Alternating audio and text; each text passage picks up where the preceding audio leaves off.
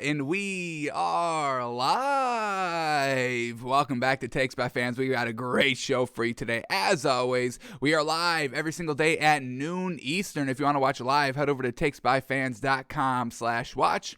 If you want to watch but not live, head over to our YouTube channel, Takes by Fans. We post all of our shows and clips of the show there on a daily basis.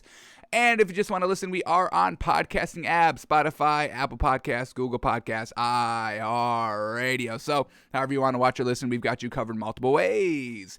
Alrighty, today's a big old Saturday, first day of the new year. Whoa, happy new year, everyone. We got a great show today. We are doing an investigative pick today, folks. Man, oh man, now that we know there's no Kirk Cousins and the line balloon from Vikings +7 to Vikings +13.5. Is that good value? Is that good value now that we're rocking with not their rookie quarterback Kellen Mond, but they're rocking with Sean Mannion? Is Sean Mannion +13.5 points good value? Well, we're going to investigate, break it down, and see if it is, and we will make a bonus bet this week if it is. I don't think, even if Sean Mannion looks trash, I don't know if we'll feel comfortable on betting the Packers -13.5. So if we do a bonus pick, it will be with the points of Sean Mannion. But we got to figure that out to see if we can endorse that pick and make some money off of Sean Mannion to start the year. Could you imagine if we start the year, folks? We start 2022 betting and winning money on Sean Mannion. Sean Mannion, folks. Have you ever heard of this dude? I've never heard of this dude before 2 days ago when I saw it. Sean Mannion.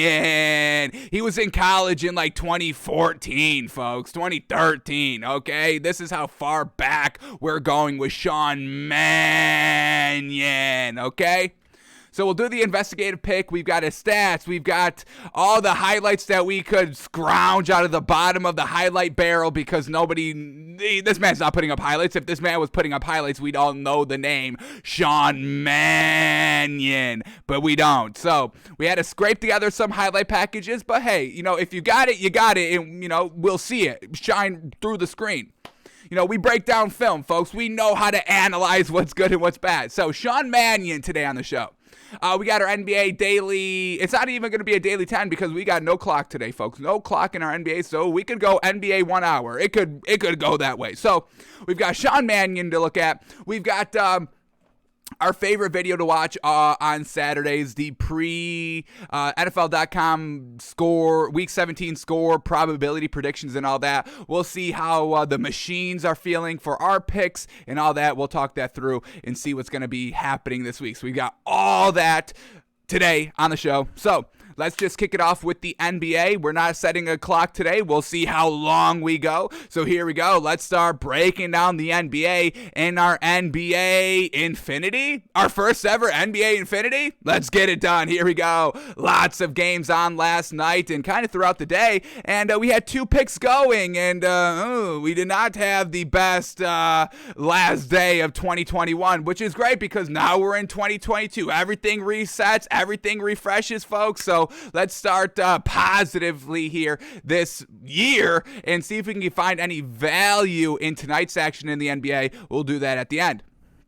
But here we go. The first game up is the Suns at the Celtics. We thought the Suns -3.5 was great value, but, fools on us for thinking that. The Celtics get the big huge win last night over the Suns, 123-108. And I think for, the next maybe week, 2 weeks, since we're starting to get kind of, in the thick of it in the NBA season, right in the middle part of the season, halfway part of the season, this Celtics team has been nothing consistent at all, and they've been so up and down. And I think for the next week or two, while we're in kind of the middle part of the season, where teams are truly starting to, are they legit? Are they not? And we've got to really see how this Celtics team performs over the next week or two to truly get a good sense of what this Celtics team is, because we have not been able to get our finger on the Celtics pulse at all this season. They win last night with no Jason Tatum, just Jaylen Brown, and man, oh man, Robert Williams had the best game of his career last night.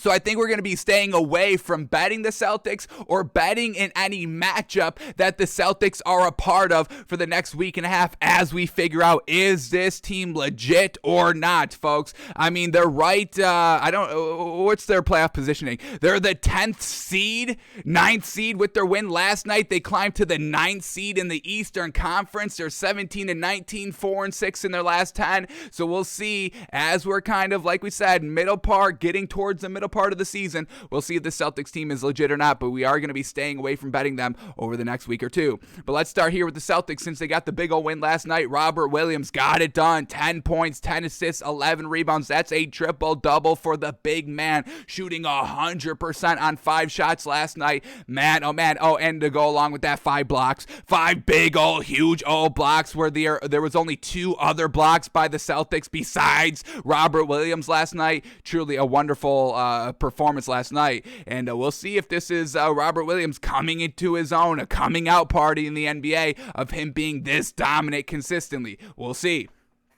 We get Jaylen Brown, 24 points on 20 shots, 11 rebounds as well. And then Marcus Smart at the 24 points, 3 assists, 9 rebounds. Very well done. And man, oh man, they had 3 players play off their bench, and they all got it done. And that's another thing that we've seen with the Celtics team. When they only play like 3 players off the bench, they all get great production. Josh Richardson, 19 points, 4 rebounds. Romeo Langford, 16 points. And then Peyton Pritchard, 11 points, 2 rebounds in 12 minutes. We'll definitely take that. So everything was clicking for the Celtics last night without Dennis Schroeder, without Jason Tatum. How does that make sense? And they do it against the Suns nonetheless on New Year's Day. Damn. We give the Celtics a little bit of credit here, climbing credit if they can keep it up.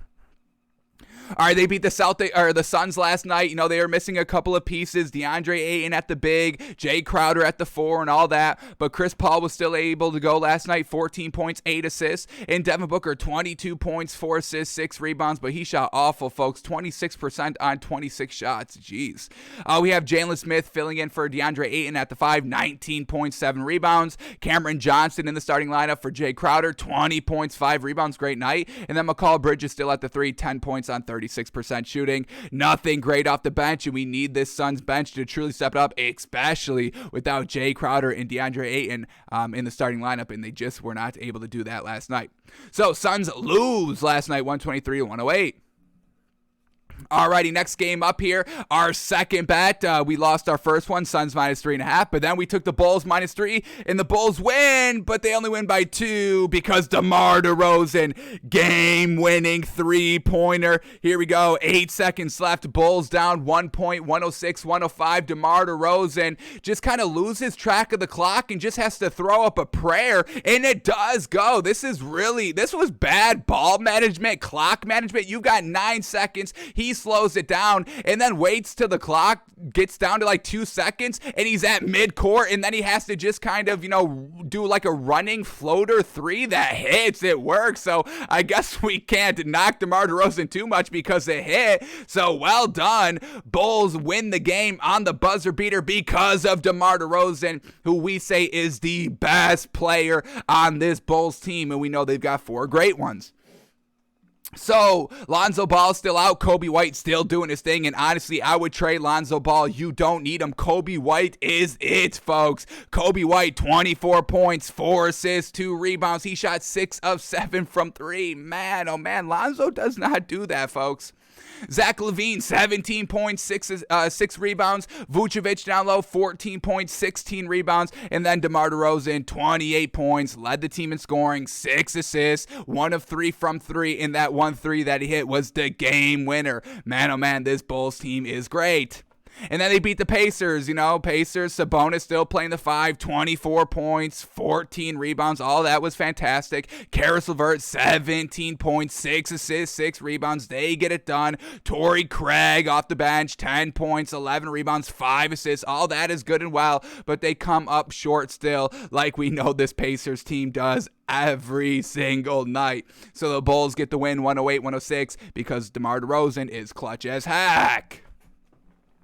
All right, next game up, Mavs at the Kings, and the Mavs get the win here, 112-96. Still no Luka Doncic here for the Mavericks, so Kristaps Porzingis stepping it up here. 24 points, 6 assists, 9 rebounds. He was a plus 27 on the floor, the highest plus-minus of the Mavericks last night, so shout out to that. We had Jalen Brunson filling in for Luka at the 1, 23 points, 8 assists, 5 rebounds, real solid. Obviously not kind of Luka Doncic-ish, but definitely kind of, knock off Luka Doncic, which is still a great comparison.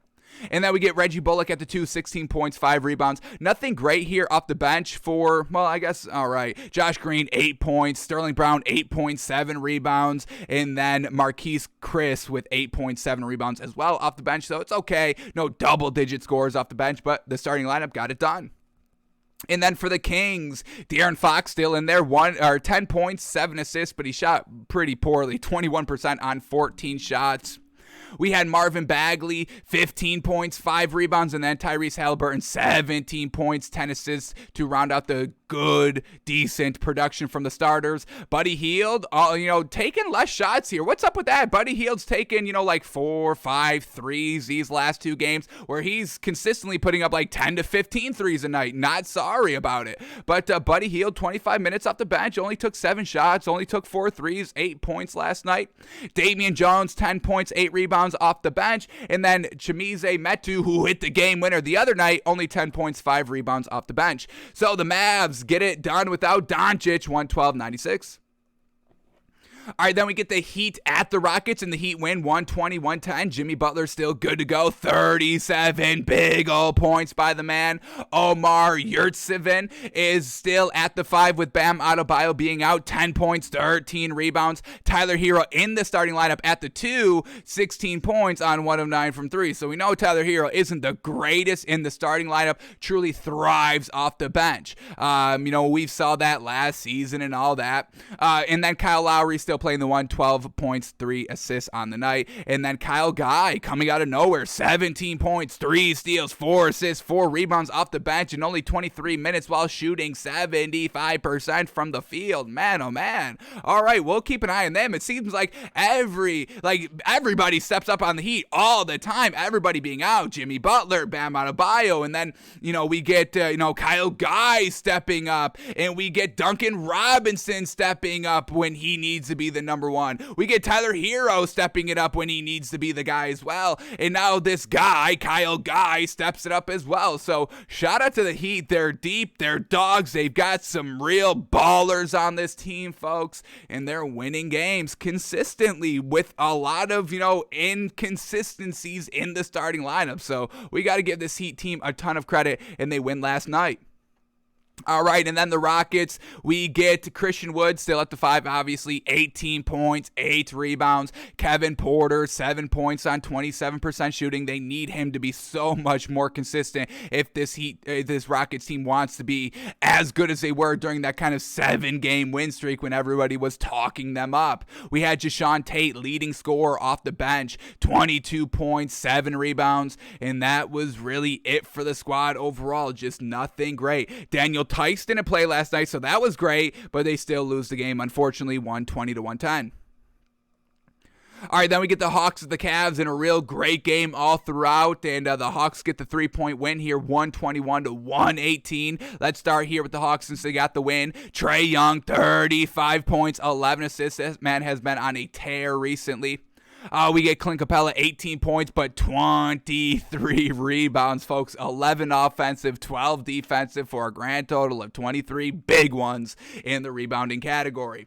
And then we get Skylar Mars filling in at the 2 here, 19 big old points. And then shout out to Lou Williams off the bench, 14 points, 5 assists, 3 rebounds. Didn't shoot well, 1 of 6 from the 3, but overall we'll definitely take those 14 points. And then Cameron Oliver, 10 points off the bench as well. And then the Cavs just coming up a little short out here. Still don't have any guards. Rondo's not playing yet for the Cavs. So Isaac Okoro, 10 points at the 2. Kevin Pangos, 8 points, 4 assists at the 1. So once again, their guards are not that great. We had Jared Allen led the team in scoring for the starters, 21 points, 8 rebounds. But then Kevin Love off the bench. And shout out to Kevin Love. He's been fantastic here for the Cavs. 35 points, 11 rebounds. rebounds, 4 assists in 29 minutes off the bench. Unfortunately, they just don't have their scoring guards. They got Evan Mobley, who's still fantastic, 16 points, 5 assists, 8 rebounds, shooting 66%. We'll love that, but they need some guards, some ball movement, some guys that know what they're doing, and hopefully with Rondo there, this Cavs team can get back on track of what they were before all the injuries kind of decimated this team a little bit. So the Hawks get the nice win, 121-118. Then we get the Clippers at the Raptors, and still no Paul George for the Clippers, so still not expecting them to win. We had Marcus Morris led the team in scoring, which is, usual here without Paul George. 20.6 rebounds for Marcus Morris. Terrence Mann still filling in at the 3 for Paul George, 18 points, 11 rebounds, and he shot 70%. It was a solid night, but not kind of that leadership, defense, and just overall floor general that Paul George brings to the team. That's still what they're missing, and nobody's going to be able to fill that in with kind of the tier 2 players that make up the Clippers without Kawhi Leonard and Paul George. We get Reggie Jackson back at the 1, but, he's not able to single-handedly lead this team like Paul George does. Reggie Jackson, 17 points, 4 assists at the starting 1, and then Luke Kennard in the starting lineup at the 2, 13.6 assists, just not enough to get it done. And then for the Raptors, man, looking pretty healthy last night. Their starting lineup, Fred VanVleet, Gary Trent Jr., OG Anunoby, Siakam. They still got Kem Birch at the 5, but overall, this is a little bit of their starting lineup right here. So Fred VanVleet, 31 points, 9 assists, 4 rebounds. What a night by Fred VanVleet. Gary Trent Jr., not the greatest, 10 points on 33% shooting. Kem Birch at the 5 in only 19 minutes, 6 points, 5 rebounds. OG Anunoby, though, 26.6 rebounds. And Pascal Siakam, 25 points, 2 blocks, 2 steals, 7 assists, and 19 rebounds. A plus 22 on the floor, the highest by a mile on the team for the Raptors. So, man, they've got kind of their big 3 back. Fred VanVleet, OG Anunoby, Siakam, and now Gary Trent Jr. We've seen what he's capable of doing on this Raptors team that could expand it a little bit to a big 4, but we need Gary Trent Jr. just to be a little bit more consistent with all the other big 3s on this team. So Raptors get the nice win here, 116-108. All right, here we go. Next game, Spurs at the Grizzlies. Grizzlies get the win, 118-105. A nice dominant win here for the Grizzlies, and this team is just going on a tear right here. Ja Morant, 30 points, 8 assists, 6 rebounds. We have Steven Adams still at the 5, 12 points, 13 rebounds. Desmond Bane, 17 points, and Jaren Jackson Jr., 12 points. And then look at this bench, folks. Brandon Clark, 17 points, 9 rebounds off the bench in 22 minutes, and Tyus Jones, 18 points, 4 assists, 4 rebounds off the bench as well. Man, oh man, this Grizzlies team is so much better than what they were last season, and that's just crazy to think with having Valanciunas at the 5 last year, who's a nice offensive scoring big, and their still offensive production is still the same, kind of downgrading from Steven Adams, who is not the most offensively gifted big down there. So shout out to Ja Morant in the depth of this Grizzlies team, all getting it done. Another win last night. And then for the Spurs, they just don't have that main guy, that killer. Derek White and Jacob Poeltl, the point guard, and the big, the center, both led the team in scoring with 15 points. I mean, this is what we're talking about with this team. They don't have that number 1, and then nobody else in the starting lineup had double-digit points. We get Doug McDermott shooting 28% from the field, and Keldon Johnson shooting 16% from the field in the starting lineup. Not enough to get it done in any game against the best teams in the league, against the worst teams in the league. This Spurs team is unfortunately done. Is their dynasty done? Is their dynasty officially done and laid to rest? Maybe you could have said that last season, but definitely this season, now that they don't have DeMar DeRozan anymore, they don't even have one great superstar. I think Greg Popovich's great dynasty with the Spurs has unfortunately come to an end, folks. And it's unfortunate that it's ended, but it's one of the greatest basketball dynasties that there is, folks. So don't cry because it's over. Smile because it happened. That is the Spurs, folks. Grizzlies get the win, 118-105. All right, last 3 games. Here we go. Knicks at the Thunder. Knicks lose 80-95. Once again, we're not betting this Knicks team. Kemba Walker not even playing last night. Evan Fournier at the 1, 3 points on 8 shots. I mean, trash. These guards are absolute trash here for this Knicks team. Miles McBride fills in at the 2, 7 points on 9 shots. Mitchell Robinson at the 5, 9 points, 12 rebounds. We'll give him credit. He shot 80%.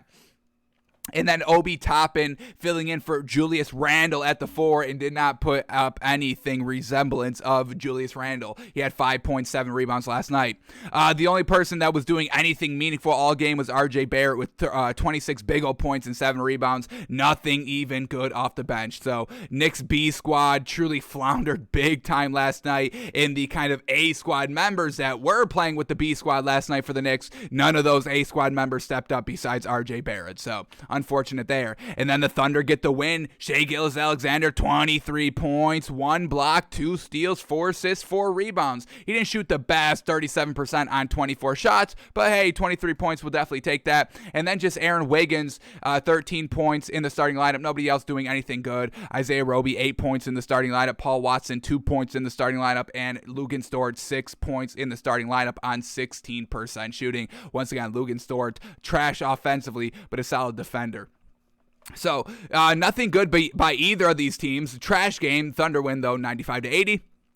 Then we get the Timberwolves at the Jazz. Timberwolves only had one of their big 3, and that was Anthony Edwards, and he was their leading scorer last night, 26 big old points. We had Malik Beasley, 22 points, and Patrick Beverley, 11.6 assists. But other than that, nothing good for that Timberwolves team, like we know. And then the deep Jazz got it done last night. Donovan Mitchell, 39 points. Rudy Gobert, 14 points, 16 rebounds. Bojan Bogdanovic, 24 points, 12 rebounds, and this is the Bogdanovic. He's finally back, folks. We get Bojan Bogdanovic consistently great like last season. Bogdanovic took a couple of months, honestly, to get this consistent, but now he's here finally like he was last year. Fantastic. And then the great bench, Jordan Clarkson, 20 points, and Rudy Gay, 12 points, 3 assists, 3 rebounds. Hassan Whiteside would be mentioned as well, but he only played 7 minutes. So everybody got it done for the Jazz last night, like we know, deepest team in the league, and they win another one, 120-108.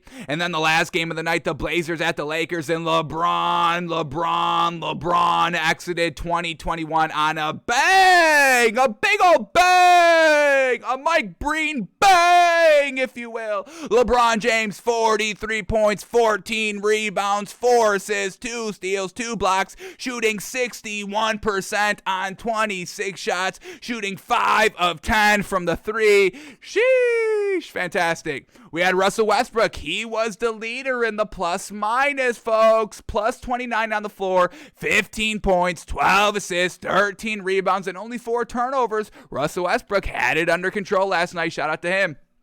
And then Malik Monk, once again, we told y'all he would be the reason why this Lakers team succeeds overall. We know LeBron's going to do his thing. Anthony Davis usually does his thing when he's healthy. And Russell Westbrook, he's okay. But Malik Monk, 18 points, 2 of 5 from the 3. He was a plus 28 on the floor. That was the second highest plus minus last night. So Malik Monk got it done. And then some solid contribution from the bench here. We had Taylor Horton-Tucker, 10 points, 3 assists, 3 rebounds. Austin Reeves, 10 points. And also Carmelo Anthony, 16 points in only 20 minutes. Shout out to that. So the Kings' energy was infectious last night, and they get the last win of 2021.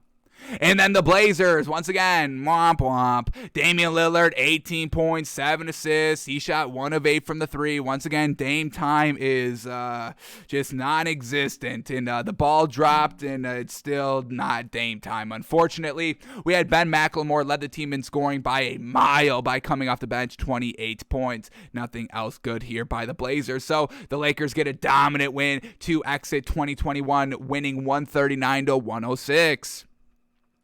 Alrighty, that was all the NBA from last night. Now let's see quickly if we can make a little bit of money on the first of the year. Can we ring in 2022 with a bang and going 100%? How long can we go 100% on our picks? Let's see how many days. Here we go. Let's look at the NBA games today and see if there's any great value we could take advantage of and do a little bit better than what we did yesterday going 0-2. But here we go. First matchup up, Pelicans at the Bucks. Pelicans plus 11.5, Bucks minus 11.5 here. Let's see all the ins and outs. Valanciunas is out for the Pelicans, so we're definitely not taking the Pelicans plus 11. Jonas Valanciunas and Brandon Ingram are their best two players. Valanciunas is out, and Brandon Ingram is a game time decision, so no great value here. And then for the Bucks, Brook Lopez is out still, and Chris Middleton is out, so we'll stay away from this one. The Bucks should win,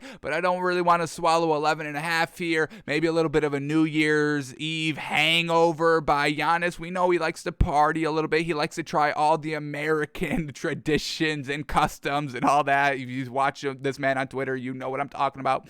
But we'll stay away from this one. No great value either way. Then we get the Bulls at the Wizards, and the Bulls are in the back-to-back, so we're staying away from this game completely. Next one up, Spurs at the Pistons, Spurs in the back-to-back, and we know the Spurs are bad, so that's just doubly staying away from this matchup in totality. We get the Clippers at the Nets, Clippers on the back-to-back. We're definitely staying away from this one as well, but let's see, is Paul George still out for this game? Paul George is still out, man. Oh, man, not good. Next one up, Nuggets at the Rockets. Nuggets -7, Rockets +7. Staying away from this one. Once again, Rockets on the back-to-back, and the Nuggets swallowing 7 with them. We don't do that. No. We don't swallow any points with the Nuggets. We don't even bet the Nuggets at all, even if they get points. You all know how we feel about this Nuggets team.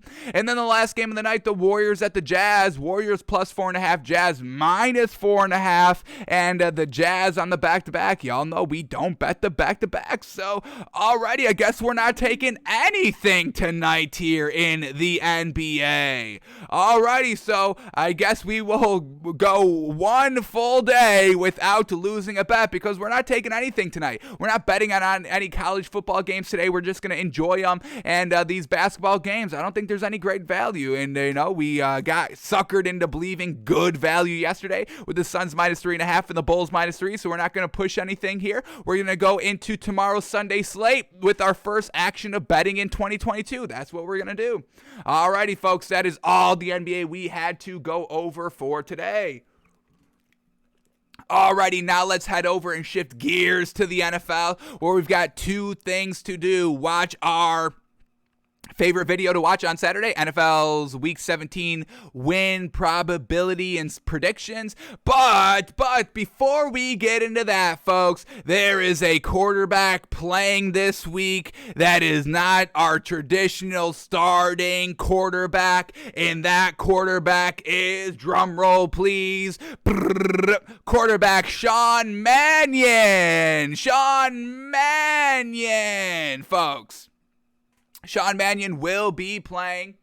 Hang on.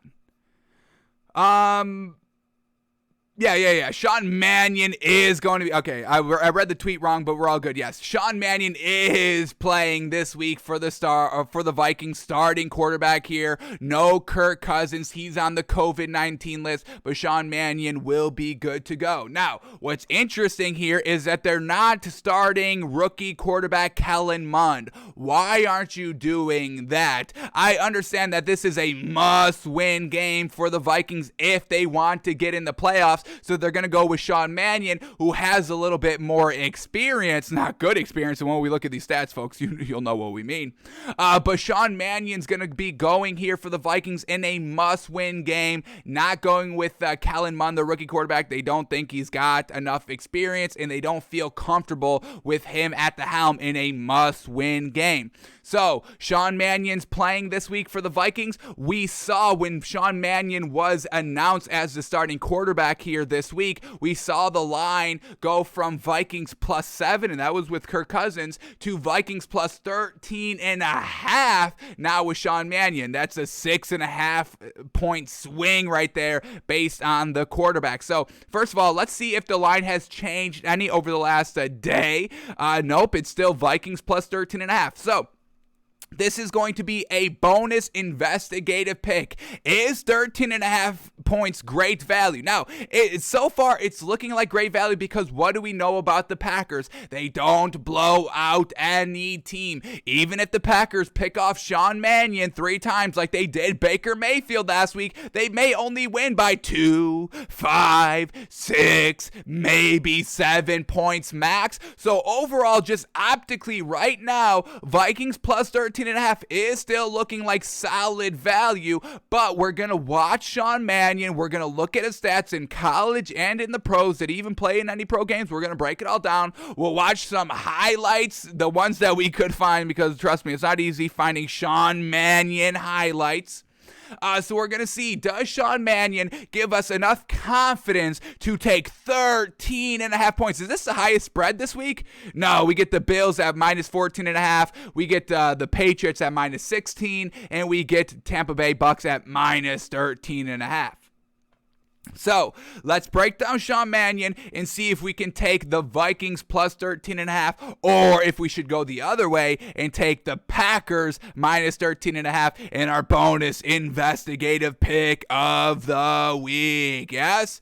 Alrighty, so here we go. Now that we know what's up, let's start breaking down Sean Mannion. And to break down a quarterback, we got to go back to college, folks. We always start with quarterbacks' college stats. We got to see the root. Where did you start? Were you great in college and then you just never got your chance in the NFL? Were you bad in college? That's not going to be a good sign. And then somehow made it to the NFL. So here we go. Sean Mannion, quarterback at Oregon State from 2011 to 2014. Alrighty, so he spent 4 years in college. Alrighty, here we go. First year, freshman year, played 12 games, 64% completion percentage. Now that's okay. And NFL, that'd be good. 62 to 65% completion percentage for an entire season in the NFL is real good. That's what we love. But in college, we know the defenses are trash, and we really want to see you like 68 to like 72% in college. So he's not the greatest here, not really hitting our metric here. Freshman year, 3,300 yards, pretty solid there. 16 touchdowns, 18 interceptions is absolutely trash. Not even having a 2-to-1 touchdown to interception ratio, not even having a 1-to-1 touchdown to interception ratio in college is absolutely trash. You should be having like 7, 8, 9, 10-to-1 touchdown to interception ratio in college, folks. These college defenses are trash. So freshman year, nothing great by Sean Mannion, and he didn't make it to a bowl game. Once again, we weigh bowl games heavy here. Bowl games are one metric where if you don't get it done in the bowl game, we're really not going to be believing in you that much heading into the draft and into the NFL and all that, because you have so much time to prepare for bowl games, like a month to prepare. You must be on your A game in the bowl game. He didn't get there in 2011, his freshman year. So overall, not a bad first year for college. You know, you're going from high school to college and all that, a next step, a next level in overall football competition. So not a bad start here by Sean Mannion. Let's see if he gets better. That's another thing we have to see in college, you getting incrementally better every single year. Because if you're not getting better in college every single year, then you're not going to get better in the NFL every year, where literally the competition gets better every single year. More athletic edge rushers. I mean, we get Micah Parsons now. Did you think Micah Parsons would ever be, like a prototypical NFL player 30 years ago? No. Now we've got, advancements in technology and conditioning and nutrition and all that. And Micah Parsons is what that product is of sports, technology, and overall sports just information, just because of all the, cryogenic therapy and having, meal plans and all that, nutrition. Now that we finally know, the pyramid, the food pyramid is absolute garbage. So just everything we get, we increase as a society, we increase our overall athleticism and all that. So you got to get better every single year. Keep up with the competition and all that. But we digress. Let's get back to Sean Mannion. So here we go, second year, sophomore year, he got to a bowl game. We'll see how he did in that one and if he won it. But here we go, season stats, 64% completion percentage. So basically the same completion percentage on 170 less throws. That is not good. That is not good at all. 2,400 yards, once again, trash there. And 15 touchdowns, 13 interceptions. That is trash as well. So nothing great there in 2012. Let's see what he did in the bowl game. You better have got it done. If you didn't get it done in this bowl game, folks, we are truly not going to be buying Sean Mannion that much. He's going to have, his back against the wall of getting us to be believers in the man. So here we go. Did he not play in the bowl game? He didn't even play in the bowl game. Yikes. Let's see what Oregon State did in 2012 in their bowl game. Did they win the bowl game without their starting quarterback? Because I'll tell y'all that would not be good either. So here we go, 2012, let's go to the bowl game. They lost it. All right, now that shows something good on Sean Mannion. They don't win without him. That's solid. All right. Let's go to his next year. Here we go, 2013. He got to the bowl game again. Hopefully he actually competed and won this one. Here we go, 2013 season, junior year, 66% completion percentage. There we go, on 600 attempts. That's what we're talking about. 4,600 yards, yes. 37 touchdowns, 15 interceptions. Not the best, but that's solid. So far, this is his best year, junior year. Yeah, great year overall. Now we got in the bowl game. Did he complete a great year while winning the bowl game? He does. Okay, Sean Mannion, we're loving it now. We're starting to come around on the man. We love it. Here we go. The bowl game against Boise State, 72% completion percentage, 259 yards, 1 touchdown, 1 interception. That's not the greatest, but I'll take 72% on 259 yards. That's solid work right there. All righty, Sean Mannion. We're starting to buy him a little bit here. Let's see how he ended his last year, senior year at Oregon State. Reverts a little bit, 62% completion percentage, his worst of his career. 3,100 yards, his second worst of his career. 15 touchdowns, 8 interceptions. So cleaning up the interceptions as his 4 years advance. Never really kind of going crazy with the touchdowns besides 1 year. So we cut down on the interceptions. That was his best thing senior year, but everything else was coming down big time. So that's not the greatest there by Sean Mannion. Didn't even get to the bowl game in 2014, his last year either. So not the greatest. So overall, not the greatest college career. And this college career resulted in a 3rd round pick in the 2015 draft to the St. Louis Rams. All right. Now, let's see, is this man a dual threat quarterback? Is that why these passing yards sometimes are lower, and that's why, these passing attempts kind of came down in 2012 and 2014? Is this man a rushing quarterback? Let's see. Here we go. Whoa. What are these numbers?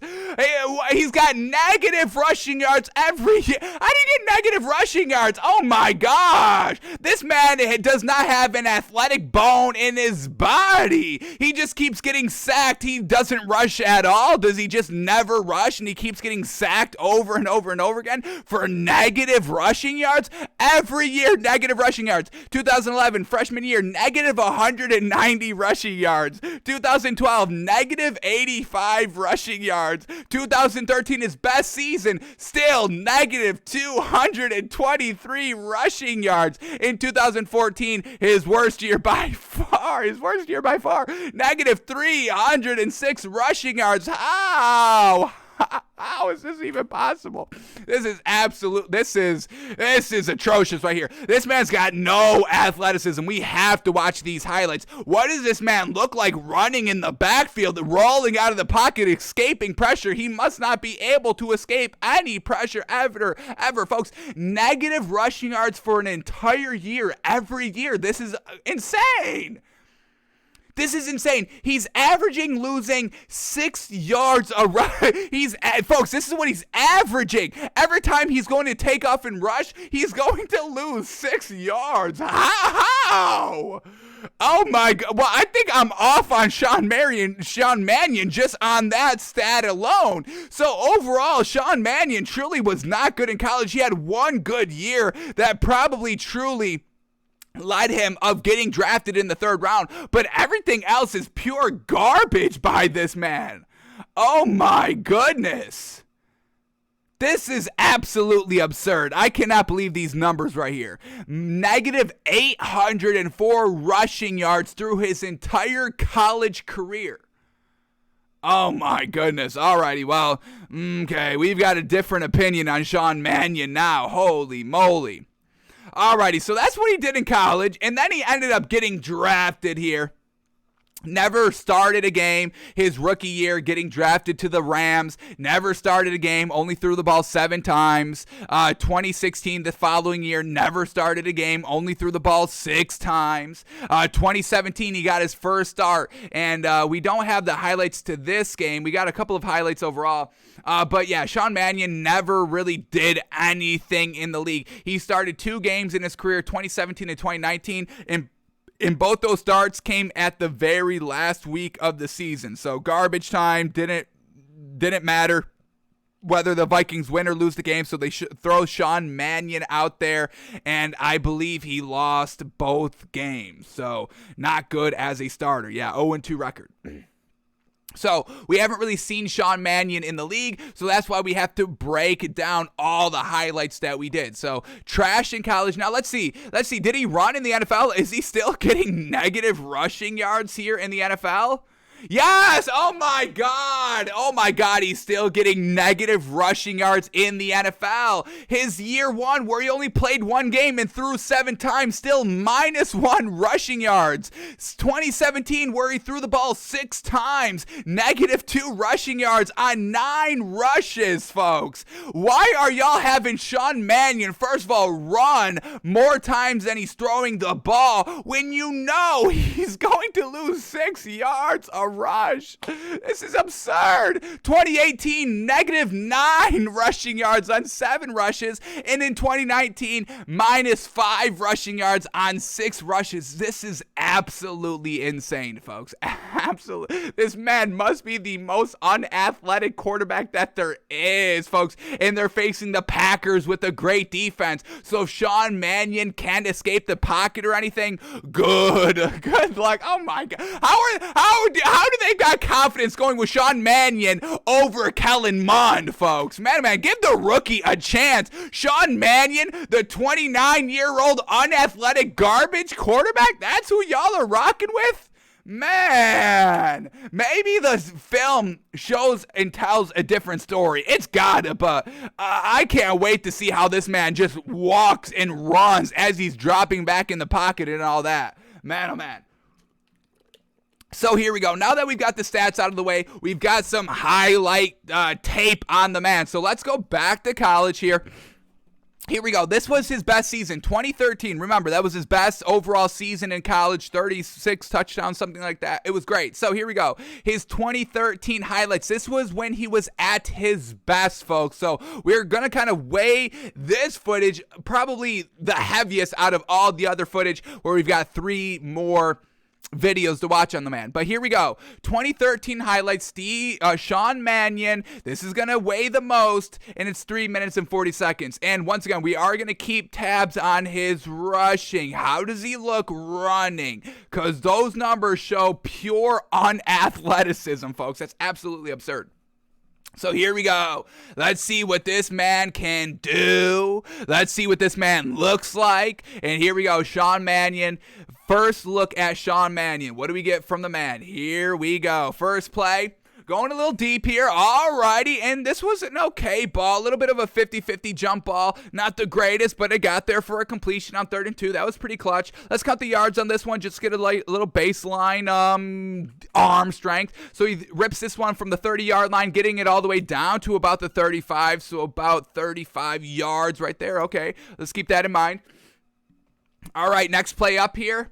Going deep again. Man, oh man, this man loves slinging this ball down the field. And this one's in double coverage. Okay, this is just a good catch by the receiver. I don't know if that's a great throw overall in double coverage. I wouldn't do that against this Packers defense. But let's count the yards again on this one because he's launching it deep. Here we go. Throwing it from the 25-yard line, getting it all the way down to the 20. So we get 25 to the 50, 30 to the 20. Is that 55 yards clean right there? That's pretty good. I'll give him that.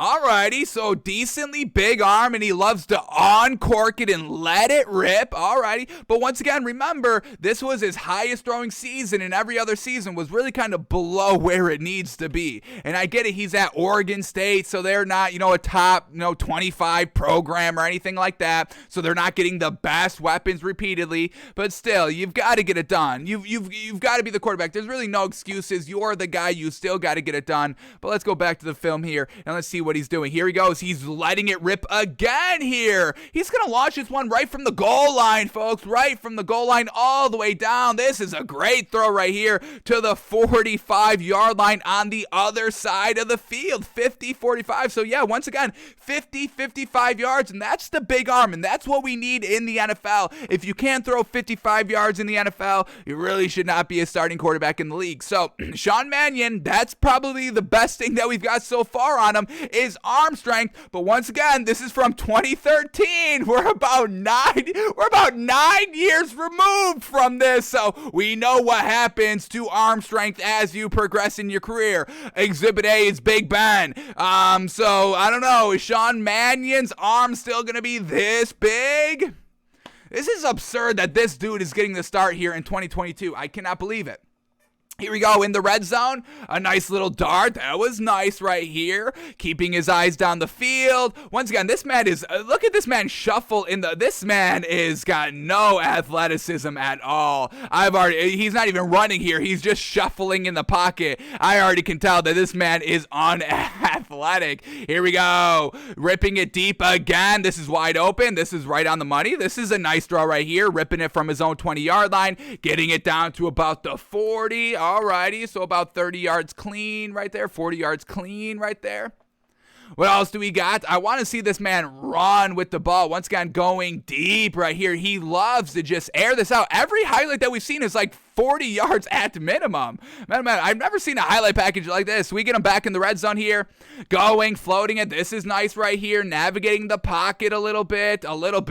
Throwing here, lofting it over the defenders. That's a pretty good throw in the red zone. I'll give him credit for that. What else do we got by this man? Got to see this man run. I need to see this man run. He's got to be slower than Tom Brady, folks. Got to be. All right, here we go. Launching it deep again. Another 50-50 ball. And once again, these are all just great jobs by the receivers of going up and winning this ball. This is a nice back shoulder throw in the red zone right here for the touchdown. This is the best ball I've seen him throw all highlight package long. This is fantastic. Back shoulder. Holy moly. 1-on-1 coverage. That was perfect. This is perfect right here. Yeah. That's the throw. Okay. Let's see. Can he keep this up? Build upon this. That's on 3rd and 12 too. That's clutch as heck. We love it. Here we go in overtime. I believe this is the same game in the red zone. Throwing that strike. Boom. Winner. This might be the game winner. This is the game winner. Yeah. Sean Mannion with some game winners. Some clutchness in those jeans. Okay. Back in the red zone. Wide open. Floats it there in the back of the end zone. Okay. Solid throw there, but that's an easy one. Here we go, back in the red zone, wide open, floats it there. Once again, that's too easy. What do you got? Can you show me? There's no highlights of him running because he can't run. So once again, I don't know if we can even bet on this man or believe in this man if he can't run. That stat is the most alarming stat I've ever seen on any player, any year, at any era in the sport, folks, at any position. Negative 800 rushing yards for 4 years. I can't even picture what that looks like. That's so absurd. Here we go, back of the end zone, toe tapping here. This is a pretty good throw. That's a pretty good throw right there. Back of the end zone, in the red zone. For the score, you got to give him credit. Here we go, in the red zone again. Pretty solid throw, decently open, puts it on him a tad high, but overall it's a completion for the touchdown. Not going to nitpick it too much. Here we go, back in double coverage in the back of the end zone. Somehow gets it there. It's a pretty good throw over the top. The Vikings do have some nice over-the-top receivers in Adam Thielen and Justin Jefferson. Let's make sure those two players are good to go this week, because you're definitely going to need great receivers with this man. He just chucks it up, and you better have some receivers that can go up and get it, definitely against this Packers defense here.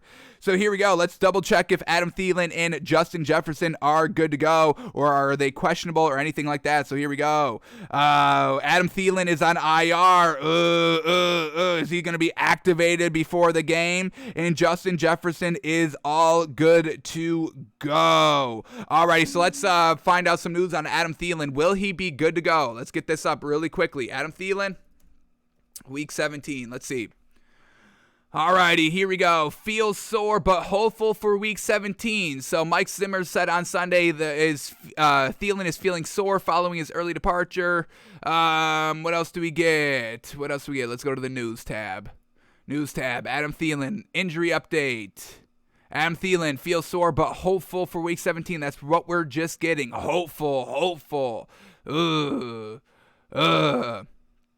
Vikings placed Adam Thielen on IR. Nope. So he was just placed on IR 2 days ago. So he's not going. So that was an old article. So yeah, Adam Thielen is out, folks. No. I think we've seen enough, but we'll give, Sean Mannion, I guess, the respect. Does he deserve any respect? We'll give him some respect here and finish off these highlights, but he's going to have to show something immaculate in these NFL games that we're going to watch, because no Adam Thielen. He loves to just throw it up. He's got a little bit of a cannon arm, but that's 8 years ago, and he can't run. On the road, must-win game. Green Bay, gonna be cold. Is it gonna be cold in Green Bay? Let's get the weather up here. NFL, game day weather. Because if it's cold, definitely not going with 13 points here with Sean Mannion. So here we go. It's going to be 9. Is it going to be 9 degrees? It's going to be 9 degrees out. Oh my God, it's going to be cold. Sean Mannion in the cold? No. Is this right? 7 degrees? Is this correct? It says 33 degrees and clear. That says 9 degrees. 9 degrees Fahrenheit? Interesting. All right, they get 9, but I get 33 on the Score Mobile. All right. Either way, it's going to be a little cold. 33 is still pretty chilly, yeah? So overall, it's going to be cold. It's going to be a little cold in Green Bay. All right, let's get back to the highlight here, if we can even call it a highlight. Here we go. Back in the red zone, Sean Mannion, sling over the middle of the field. That's good. Decent in the red zone. But just once again, this 1 year alone, this is where he has 30-plus touchdowns every other season, like 15, 16, 17. That's nothing good. Here we go. Nice throw right here from the 30-yard line. Nice floater. Throws it right on the money. Solid accuracy right there. Here we go. Launching, letting it rip right there. A little slow. Throwing from the left hash to the right sideline. Defender was almost able to get there, and they're going to be able to get there in the NFL, folks. Here we go. Sean Mannion. Is this a Sean Mannion QB sneak on 4th and 1? No, he fumbles the snap. That's probably why he's got negative 800 rushing yards, is because he's fumbling all these snaps and letting the ball bounce all the way behind him. He has to scoop it up, and there's no time to run with it, and he's just instantly tackled. Alrighty, so those are all the highlights for from his best year. That was his best year, folks, right there. That was his best year. I didn't love anything there. I didn't love anything. Solid arm strength, 55. Okay, I'll give him that. That's the best thing that we saw, 55 arm strength. And he had one good back shoulder throw in the red zone. That's it. All right, let's move on here in the highlights here. Here we go. Now, this is the most recent tape we got. Should we go to this one? Or the second most? This is the second most recent tape. So here we go. Preseason, week 1, 2019. Playing for the Vikings, where he has got a little history with the Vikings. That's why they feel comfortable on going with Sean Mannion over Kellen Mond. But overall, I don't give a damn if he's been your best friend for your entire life. I still don't start this man based on what I saw from him in his best year, 2013. So here we go, 2013 to 2019, big old time jump.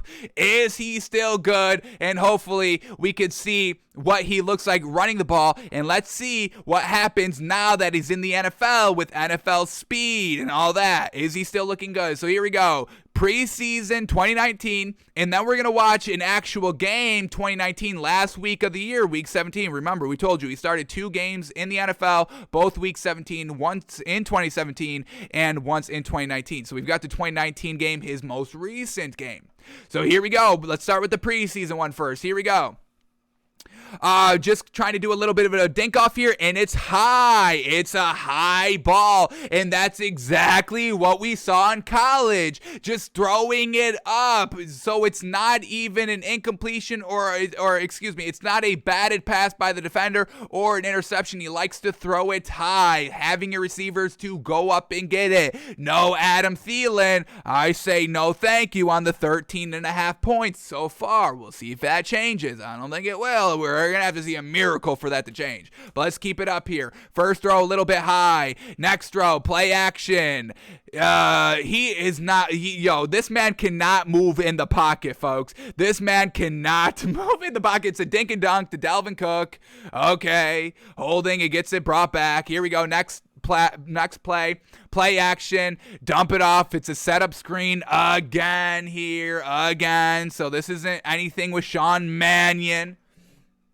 Screening it up here. Here we go. Next play. Going a little bit deep. Here we go. Okay, now that was a great ball right here. Solid little 3-step drop back. Slings it to the left sideline on 2nd and 7. Gets the first down. That was good right there. The velocity was great on that ball. I love that. Here we go. Dinking it down a little bit, and this one's an incomplete pass. This seemed to be on the money, on target. Seemed to get maybe tipped at the line. Once again, a little high overall. Could be down a little bit lower. So this man does throw high. When he does throw, if it's going to be off, it's going to be high. All right, here we go. Approaching the red zone, floating it up. Receiver comes back to the ball and gets it. This isn't a well-thrown ball at all. This is underthrown. Underthrown. It goes for the touchdown, but this is preseason, all that. We get backup, second string, third string, finding out who could play. All right, here we go. They're up 14-6. Nice little dink down again for about 5 yards. Okay. Once again, dink down over the middle of the field in double coverage. He threw this one in double coverage, folks. No, and it was behind. That was bad. This is a bad ball. I don't know why they're going with this dude. Almost jumped right here. This should have been a pick 6. Just jumping, throwing an out route, but that was great by the defender. He doesn't know what's open here. He doesn't know what's open in the NFL. Another dink down for 5 yards. Congrats. We know how that does in the league. It's going to lose. Another little dink down right here on a crossing route. Next play, ball tipped at the line of scrimmage, was about to throw this one in double coverage on a comeback route. Luckily, that ball didn't get there because it got batted at the line of scrimmage. Here we go, dinking it down again for the 5 yards. And he's trying to do something right before halftime. Those last 5 dink and dunks that we said was 2 minutes left in the first half. Try to do something before halftime. Try to get those points, but he wants to dink and dunk. Dink and dunk on a 2-minute drill. How funny is that? Absolutely absurd. What do we got? We got a flag up here. False start. Trash. Can't even command, the 2-minute drill and all that. Getting the guys off balance, and that's what he did. He played the entire first half of preseason game number 1 and looked absolutely bad. And once again, we see his immobility in the pocket, folks. He is not looking good or comfortable. He doesn't feel comfortable in the pocket. He tiptoes, and he's got no athleticism in the pocket. But let's see if anything has changed. Now, that was from 2019, first week basically of the year, preseason. Now, the exact opposite, an entire full year to learn, get better, practice, reps, film on every team, and it culminates to this point right here. The highlights from week 17, final week of that 2019 year. Sean Mannion, what have you learned? What have you improved upon? And can you get it done? So here we go. Now, this is the entire highlight for the entire game, so we are going to have to skip around to just the Vikings offense to watch this, man, but we are up for the task, and we can do it efficiently and speedily and all that. So here we go. Vikings start with the ball. First play of the game, they run the ball. We don't care about this. We care about Sean Mannion highlights. Now, another good thing about Sean Mannion is that he is going to have two great running backs at his disposal with Dalvin Cook and Alexander Madison. Those are both great wide running backs that can get it done. So expect a run-heavy game by the Vikings, obviously. But here we go. Next play up, it's a toss, and he can't even toss it well. Look at how this dude tosses this ball. It's right to the knees of the running back. I think that's Dalvin Cook. It may not be, and if it's not, I don't care. You're still throwing it to the knees. We are focusing on the quarterback here, and on a pitch, you throw it to the knees of the running back. So we just said he's got two great running backs, but they'll be kind of mute in the game if he's doing things like this. Oh my goodness. Oh my goodness. This is nothing good. I'm right. I've been ready to call this 20 minutes ago that this man cannot play and that we are definitely not taking the 13.5. But let's keep it up here. Here we go. Now he's off on offense so we can skip around. Thank goodness we don't have to subject ourselves to that garbage level of quarterback play. Here we go. Back on the field. Dropping back. Dinks it down. Exactly what we saw in the preseason. Running back couldn't hold on to this one. Not really Sean Mannion's fault 100%, but this is a pick. This is a pick. Trash. All right. Back to not Sean Mannion highlights. Let's get back to a Sean Mannion highlight here. Here we go. Sean Mannion back at it. Here we go. Dropping back to pass. There we go. Nice little comeback route on the left sideline. That was good. Here we go. 3rd and 6. You're only down 6-0, so still in the game. Second quarter. Dinks it down. All righty. He loves to dink down. He doesn't open it up at all. Here we go. Still moving the ball. Hands it off. It goes big. Next play, they hand it off. It goes decent. 3rd and 9 in the red zone. 3rd and 9 in the red zone. And he gets pressure, and he almost throws an interception trying to set up the screen. So once again, this man's got no athleticism in the pocket. He cannot escape any pressures, folks. Cannot escape any pressures. Let's quickly take a look. We've got the 2020 standings up. Yeah, the 2021 standings. Let's take a look at the defense here by the Packers. Do they get a lot more sacks than average? Let's see here. Let's get to the defensive stats here overall for this season and just see where this Green Bay Packers team ranks in kind of sacks. We get sacks. We get a sack category. Passing, sacks, defense, sacks. No sacks? No sack? Interesting. Alrighty. Alright, so I guess we won't look at that. We won't look at that. Do they get more interceptions than people? Packers defense, where do we get it? It's got 18 interceptions so far, and the average is 12. So they pick, folks. They love to pick. And Sean Mannion, with all these inaccurate dink and dunks, he could be throwing a lot of interceptions here. Yeah, really interesting that we get no sack category. Interesting. Letting me down a little bit, Pro Football Reference. Damn. All right, let's get back to the film here. Back to the highlights. Here we go. Sean Mannion back at it right here. Almost threw that interception off the screen. All right, here we go. Let's skip to another Sean Mannion highlight.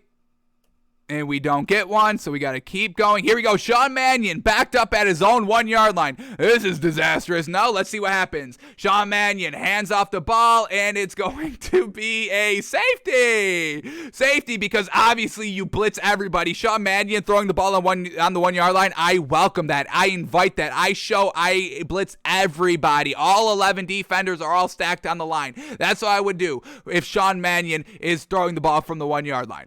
So they get a safety right there. Safety. Could you imagine what this Packers defense is going to do to this team?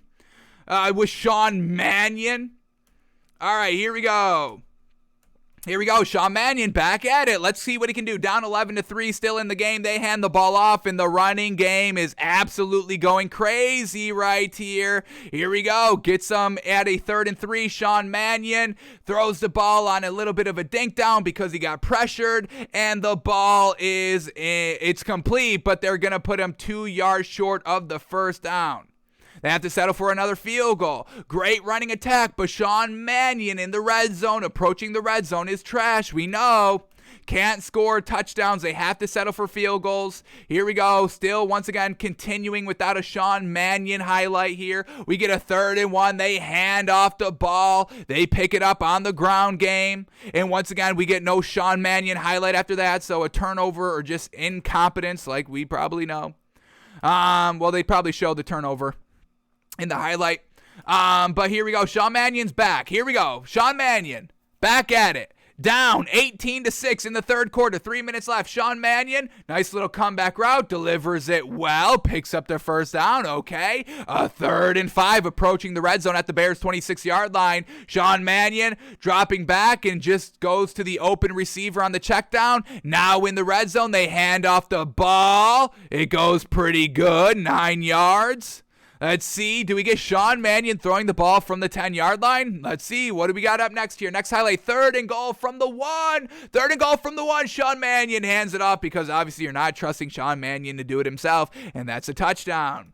Alrighty, Sean Mannion back at it. Sean Mannion down 5 points, down 18-13. Start of the 4th quarter at his own 20-yard line. Sean Mannion on the play action going deep for 10 yards, and that's a strike right there. But once again, watch Sean Mannion roll out of this pocket, folks. He does not want to run. He is not interested in running. He knows he can't run, so he just sets his feet and flings it down to a well-covered receiver, but it is caught. On 3rd and 2, empty backfield. Oh, I bring everybody. Empty backfield. Sean Mannion going deep, and he gives his receiver a chance. This is a nice 50-50 ball right here. This is a real well-thrown ball. Still a little high, like we know, but overall, this is a real good ball on the sideline. Unfortunately, the receiver could not bring it in. Now, this does pick it up because they get unnecessary roughness on the defense.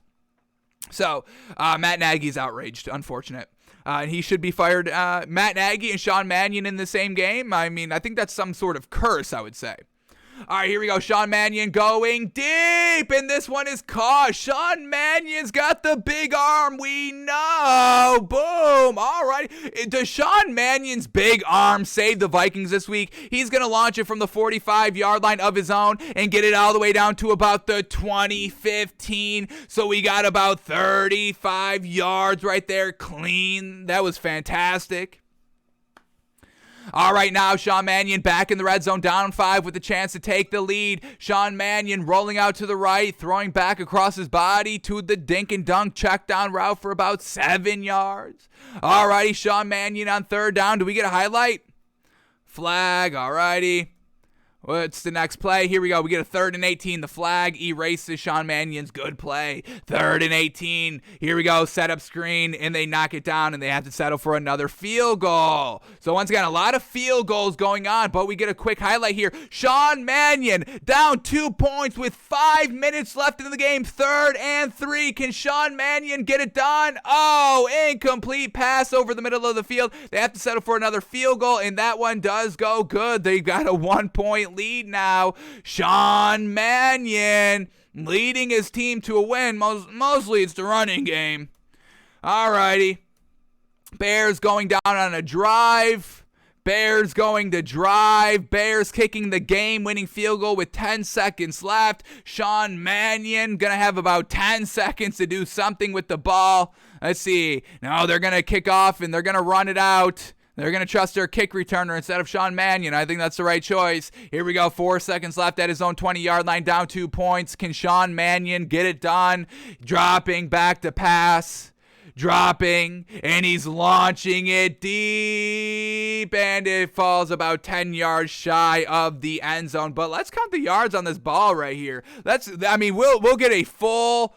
We'll know what Sean Mannion's arm is, right? So here he goes. He's going to launch it from the 20-yard line and get it all the way down to the 10. Man, 30 plus 40, that's 70 yards, folks. This man just launched it 70 yards. Now, granted, they only rushed 2 and he had all the time to throw, but that's his max is 70 yards, which is absolutely great, obviously.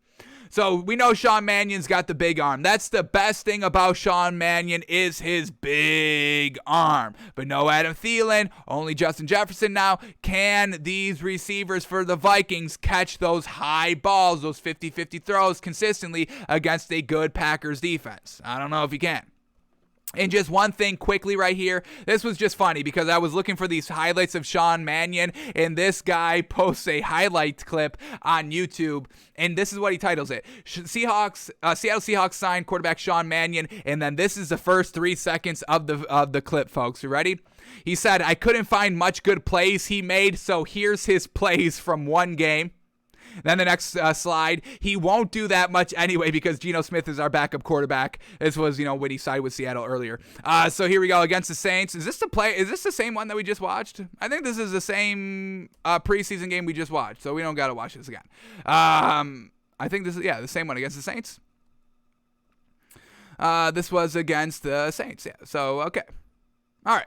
So that's Sean Mannion, folks. Big arm. That's the only positive we can think on Sean Mannion. So now we beg the question again. Let's see. Did we get any better value over the last 30 minutes while we were breaking down Sean Mannion? No, it's still Vikings plus 13.5.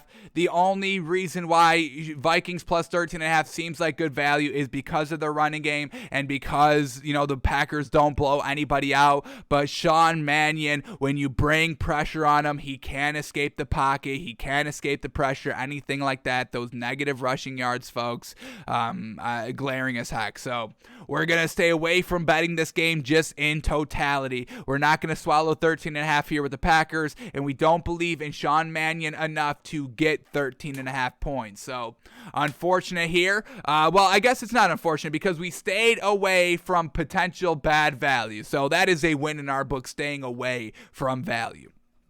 So Sean Mannion, no dice. We are not believing in that man this week. No, thank you. All right, now the last thing I want to do for today is just watch our favorite video right here. Week 17 NFL game picks and win probability. What are the machines saying about this week's picks, this week's games? How are they comparing to our official picks? Are we on the side of the machines this week? Are we against the machines? And who do the machines think are going to be one game closer to truly securing their playoff spot this week? So let's remind y'all of our picks this week. And we'll also see, well, we won't see it. About that Sean Mannion Vikings pick and all that. They do these odds a little bit earlier in the week, so I'm sure it's still that 7-point hook or that 7-point spread, and Kirk Cousins still able to go. So unfortunately, we won't get the official machines take on that Packers-Vikings game. But these are our official picks of the week. Let's remind y'all one more time before we get into the video. For our locks, we got the Dolphins plus 3.5, the Saints minus 6.5, and the Rams minus 4.5. We've got 3.99% guarantees at the Texans plus 12, the Browns minus 3.5, and the Cardinals plus 6.5. And then our bonus pick of the week, which we believe is a trap bet we are staying away from, and we'll get the machines take on our trap bet as well. We believe the trap bet is the Bengals plus 5, so we are betting the Chiefs minus 4.5. That's when we locked it in at. So Chiefs minus 4.5, Bengals plus 4.5 we believe is the trap, so we're going the other side, Chiefs minus 4.5 in our bonus pick of the week. So here we go. Let's see what the machines are saying. Here we go. First game up is the Cardinals at the Cowboys, and they predict the Cardinals to win outright 25-24. Wow, and a cover probability of 56%. So yeah, the machines are on our side. This is too many points to give a great Arizona Cardinals team. We're taking all those points right here, and we believe this is going to be a close game. A must-be competitive game is what we're classifying it as for the Cardinals, a must-be competitive game here. So machines agree. They went outright. 6.5 is tremendous value, and the machines are right with us here. Love that. Love them. The machines are coming around. We've been at war with the machines, for really, the first half of the season. We went on a little bit of a couple weeks where we weren't watching this every single week. But when we were watching this, the machines were really going to war with us. We were just not seeing eye to eye. We were just not lining up. But overall, for the most part, our thinking was right over the machines. And now the machines are on our side. They're probably watching our show because they're like, this dude knows what he's talking about. So machines have come around to us, folks. Now y'all just have to come around. The machines, we convinced the computers, AI, to come around on Takes by Fans. And y'all aren't. Come on, folks. Come on. on. Come on. All righty. So they predict the Cardinals win 25-24. All right, what do we got up here? Next game up, and can we go 2 for 2? Is the Machines going to agree 7 for 7 on all of our picks? Let's see, folks. We're 1 for 1 so far. Love it. Love it. All righty, next game up. What do we got? What do we got? What do we got? Whenever you want to switch. Damn, we don't need 20 seconds of the screen. Damn. All right, so now they do the Vikings-Green Bay game. They say the Packers win 29-21, a 60% win probability straight up. And then this was before the line ballooned because of, Kirk Cousins being out. So we really can't take what the Machines say here because this is just faulty information now. They believe Kirk Cousins is playing. They believe the line is Packers minus 6.5. So we can't really take any of this with any weight at all. So we disregard this entire game. Alrighty. Next game up here, we get the Rams at the Ravens, and they predict the final score to be 26-23 Rams here. So we took the Rams minus 4.5, and the Machines aren't really agreeing with us here. So alrighty, no 100% here. They had the line at Rams minus 3.5 before it went up to Rams minus 4.5, and they've got the cover probability for the Ravens at 51%. But I just don't believe if they start Lamar Jackson that ankle's going to be able to hold up, and Tyler Huntley, next game, I don't know. I love what this Rams team has been doing these last 2 weeks, truly showing that they are like a complete competitive Super Bowl contender team in this league, not kind of waving back and forth every week. These last 2-3 weeks for the Rams have been truly impressive. Alrighty, what do we got? Next game up here. What do the Machines got to say for themselves? Alrighty, 1-1 in agreement with the Machines so far this week. Next game up, and this is what we believed the trap bet to be. They say the Chiefs win 27-23, a 55% win probability for the Chiefs, and a cover probability of the Bengals at 51% at the Bengals plus 4.5. So the Machines are saying that this is not a trap bet, and that 4.5, 5 points, whatever you locked it in at for the Bengals is great value overall. Let's quickly see. Let's refresh the lines here for this game. We saw it come down half a point. Is it coming down more half points? Are y'all still hammering the points with the Bengals? And it's still at Bengals plus 4.5, Chiefs minus 4.5. Alrighty. So, alrighty, folks, the Machines are saying it's not a trap bet. We believe it is a trap bet. So, once again, we are not seeing eye to the Machines. So, alright, we're going to war with the Machines again. They buttered us up on that first pick. Be like, no, we agree, because they want us to cozy up against the Machines. That's what the Machines try to do, folks. They try to lure you in. Come to the digital world, the metaverse. Do I dare say that? Do I get in trouble if I say the word metaverse? But the Machines try to lure you in. Hey, join artificial intelligence. Come over to the AI side. You've got to hold strong, folks. It's their game. They're trying to trick you. We see right through it. Back to war with the Machines this week. Alrighty, we've been battle tested. We've went to war before, folks. We know it. We know their game plan. We're not falling for it. We still believe that it is a trap bet. Machines don't agree. Who's right? We'll know tomorrow. Alrighty, what else do we got? Next game up here. Browns at the Steelers. They say the Browns win by 2, 22-20. We took the Browns minus 3.5, so the Machines are not agreeing with us. All right, it's truly the first game was the only game. Alrighty, so they say the Steelers have a 51% cover probability, obviously at the plus 3. Alrighty, next game up. Next matchup, we get Eagles at Washington. They predict the Eagles to win 25-20, 57% win probability, and a 51% cover probability for the Eagles at minus 4. Alrighty, we're staying away from this game all throughout. We love the Eagles, and we want to see them kind of close it up here on the road. All right, next game up here is the Dolphins at the Titans, and they predict the Titans to win 24-20 with a win probability for the Titans at 55% and a cover probability of 52% at minus 3.5 for the Titans. So, once again, we are not on the same odds here. We don't believe this Titans offense is going to have any luck against this Dolphins defense. We love the half-a-point hook on that 3 right there. Dolphins plus 3.5. We could definitely see this being a 3-point win game. So getting that extra half-a-point hook is where that value is. So we are still standing firm on the Dolphins plus 3.5. And no surprise, the machines don't agree with us. Man, oh man, they truly tricked me in that first pick. Damn. All right, next game up here, and it's a must-win here for the Chargers. They predict the Chargers to win the game 25-22 over the Broncos, but the Broncos at plus 5.5 have a 53% cover probability. Alrighty, we'll see what Brandon Staley can do coaching-wise. Big game there for him. He must get the win to try and keep in that playoff hunt going into Week 18. All right, next game up is the Colts and the Raiders, and they predict the Colts to win on a 57% win probability of winning 25-19, with a cover probability for the Raiders at plus 7 at 51%. All right, we're staying away from this game. We'll see what this Colts team can do. If Frank Reich still makes Carson Wentz not throw the ball a lot, they'll win the game, but we've got to see how he handles the game plan overall.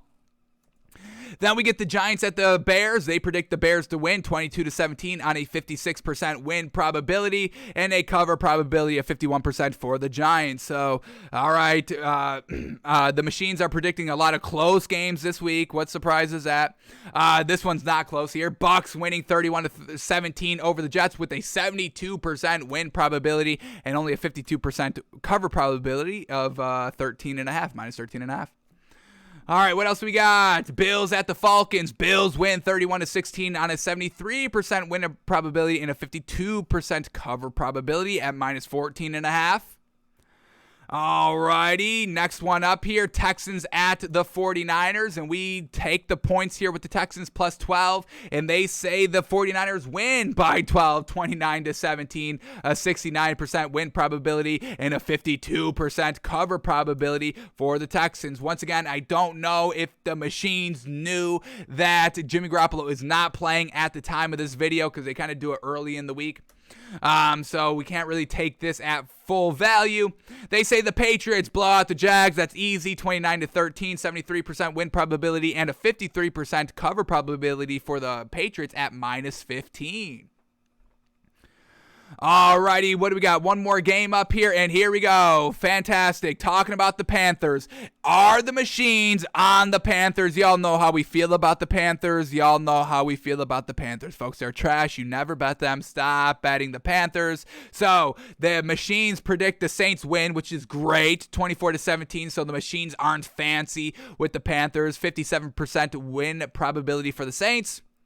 And the cover probability at 51% for the Panthers. So they're telling you to bet the Panthers. That's all you need to know about the machines, folks. We just told you they tried to swindle you. They try to lure you into the metaverse by buttering you up. This is the prime example. Stay away from the machines. Stop betting the Panthers, folks. Are we in the Matrix right here? Unplug from the Panthers. The machines are saying plug into the Panthers. We are telling you to unplug from the Panthers. I don't want to declare myself Neo here, but it's all lining up to it. So, don't bet the Panthers. Don't fall to the machines, folks. We are not seeing eye to eye to the machines. Come to us. Come to the actual flesh and blood, the humans right here. Stop fancying the machines. They don't know what they're talking about. Alrighty, folks, that is going to do it for us today. Thanks for tuning in. Thanks for watching. Thanks for listening. We are back live tomorrow, noon Eastern, for our pregame show. Let's see if we have any game day gut feelings. Let's see what happens last second, ins and out. We'll break them all down. Last second best bets, we'll break them all down and all that tomorrow, live, noon Eastern, leading up to that 1 o'clock slate. We'll go for about 55 minutes, and, we will give you our best bets and all that. Alright, so that's going to do it for us today. Any breaking news as we were live for the last hour and 22 minutes out here? Anything good? Anything breaking? Notre Dame out for their bowl game today. RIP to Michigan for getting absolutely slaughtered last night. Unfortunate, and y'all want to expand the playoffs. Both those playoff games were not the greatest, folks, and y'all want more of that. And now we get a rematch about Alabama and Georgia to watch another blowout there for Alabama in the title game. I mean, that's what y'all want, more blowouts? Keep it at 4, folks. Keep it at 4 and start voting the right teams in, please. Alrighty, so that is it, folks. Nothing live, nothing breaking, so we are out of here. Let's make some money tomorrow in the NFL. We'll stay away from betting the NBA tonight. Alrighty, folks, that's it for us. We're out of here. Enjoy your first day of the year. It's a new year, new you. Go get it done, folks.